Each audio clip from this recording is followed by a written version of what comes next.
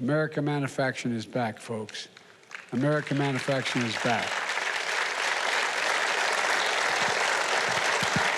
I recently took a trip literally around the world, starting in Egypt and ending up in Guam and finally coming home, ending with a meeting in Indonesia with the G20. The countries with many of the largest economies in the world. And what was clear in those meetings is the United States is better positioned than any other nation to lead the world economy in the years ahead if we keep our focus. There's a strong sense from all the world leaders of the resiliency of the American economy, and we're seeing it here at home with investments like the one we're talking about today.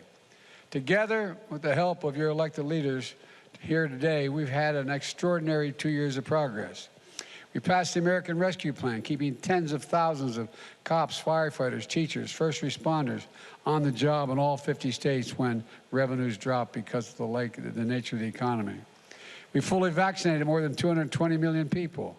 We're rebuilding our infrastructure, fixing our roads, our bridges, our airports, strengthening American manufacturing by creating 750,000 manufacturing jobs just since I become president.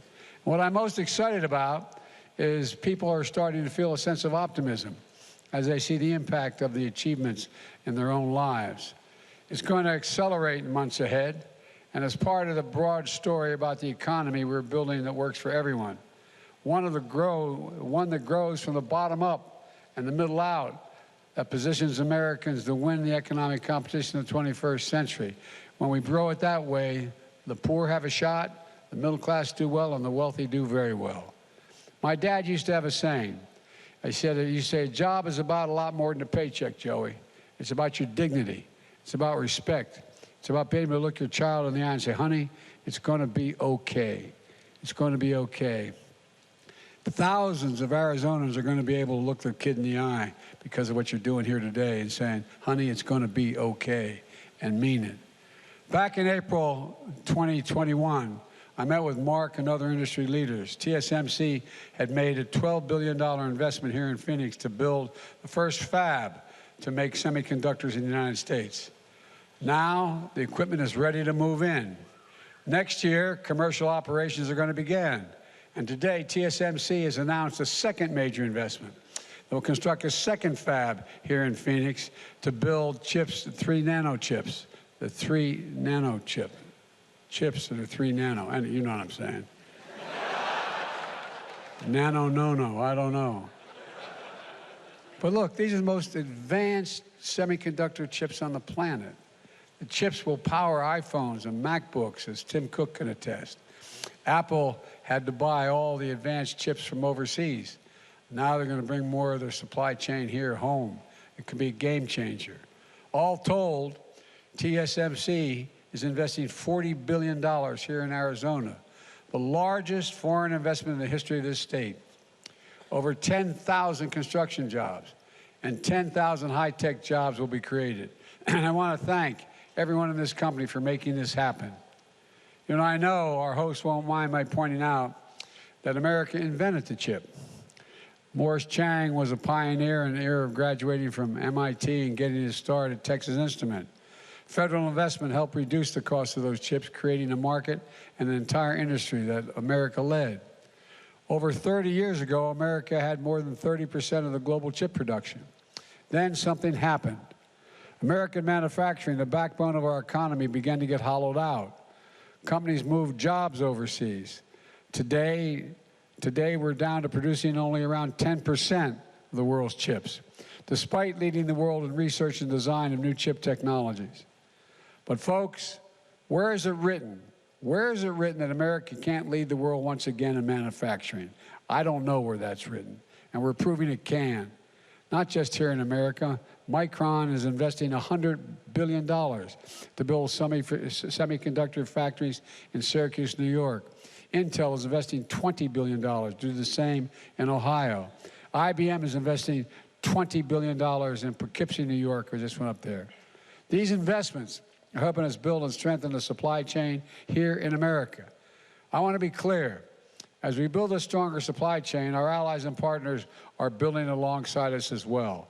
Some of the companies here today are customers that are going to buy these chips made here. Some are suppliers that are going to help make these chips.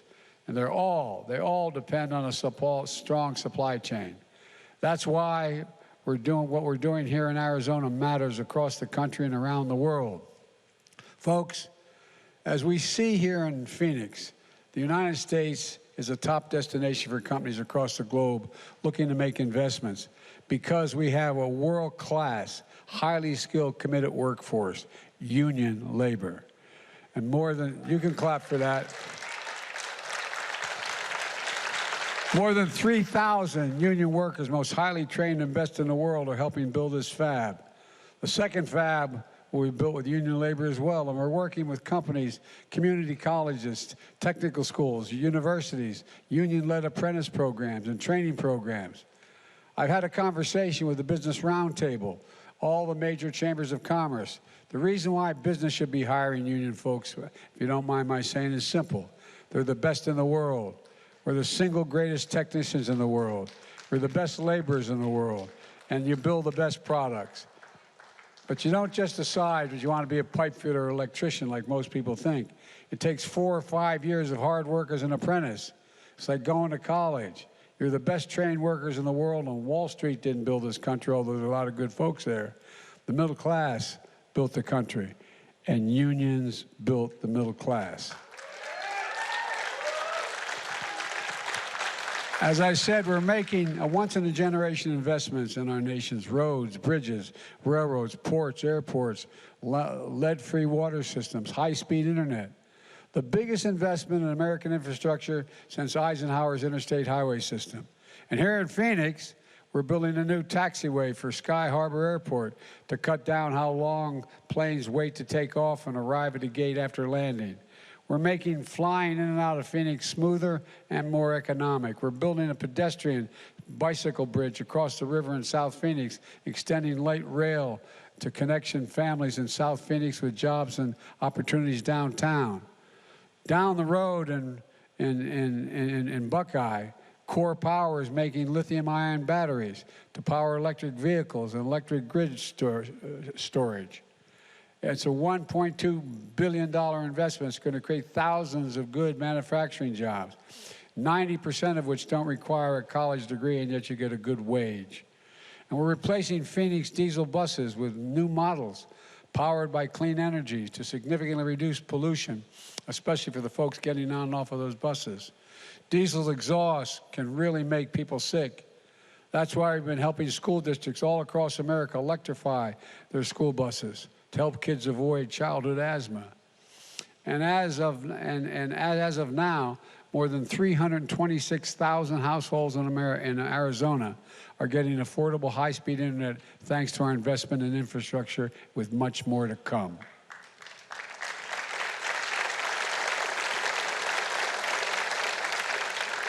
When Arizonans see the big picture in your hometowns, cranes going up, shovels in the ground, workers with hard hats, I want you to feel the way I feel.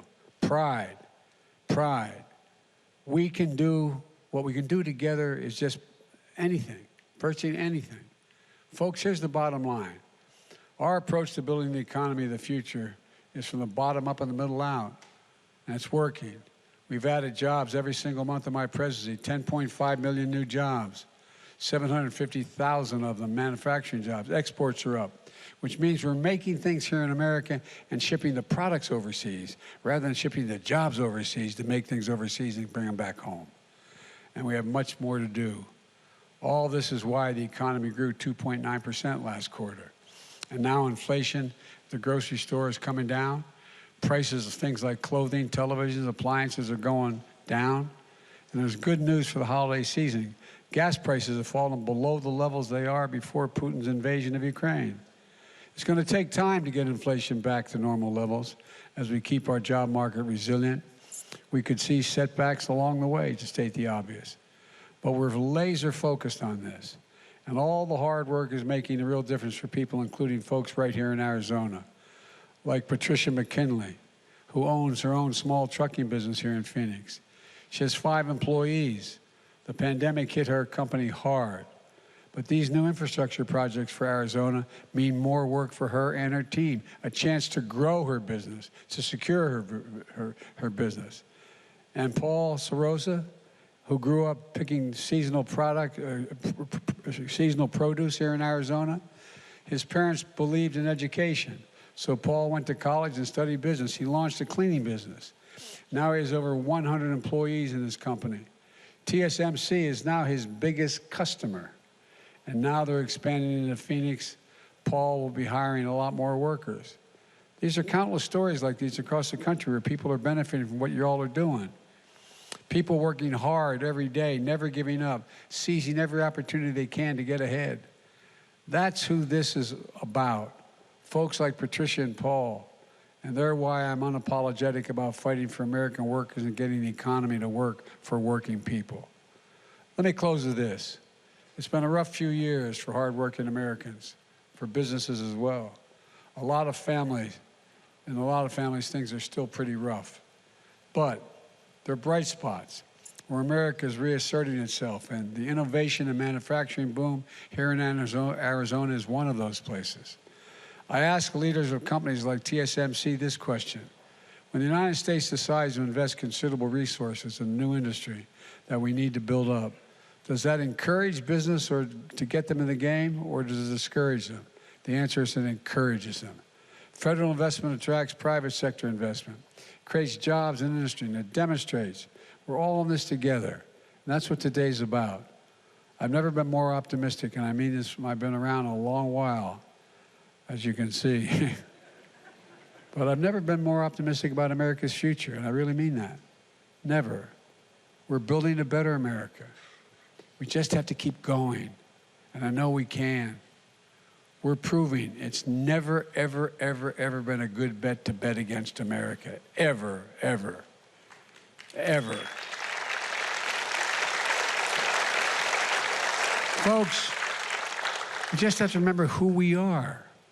We're the United States of America, and there is virtually nothing beyond our capacity if we work together. Not a single thing. So let's go keep this moving. God bless you all, and may God protect our troops. Thank you, thank you, thank you. Hi, everyone. George Stephanopoulos here. Thanks for checking out the ABC News YouTube channel. If you'd like to get more videos, show highlights, and watch live event coverage, click on the right over here to subscribe to our channel. And don't forget to download the ABC News app for breaking news alerts. Thanks for watching.